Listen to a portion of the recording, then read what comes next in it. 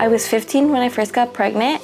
I was in a traditional school in LA. It wasn't until I felt like I couldn't dance anymore, when I turned 4 months pregnant, that my teacher was like, you need to talk to the counselor then and figure out other options. Angelina was my student. She came to us to finish her high school diploma, and I was excited because she had little King with her. He was young, and I was just excited to support her and help her while she brought him in.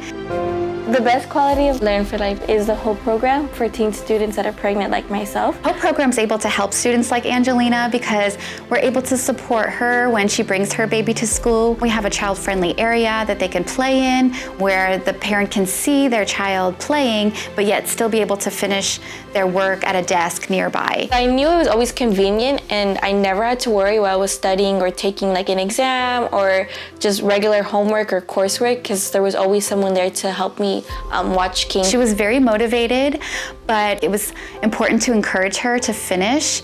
Sometimes she did feel like she wasn't able to because of the stresses of taking care of her son.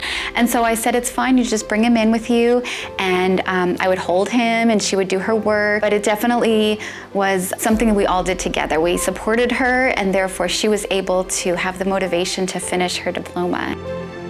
So when I graduated Learn for Life, it was in 2018, and then I went to Pierce for about 2 years because then I graduated in 2020 and I transferred over to CSUN. I'm so proud of what Angelina has become. She's accomplished so much. My advice to other teen pregnant girls like myself, I definitely understand that it's hard, but I definitely would choose Learn for Life. And then the HOPE program helps a lot with the girls because they help from emotional support, mental help, and then physical help, both for yourself and your baby. Learn for Life changed my story.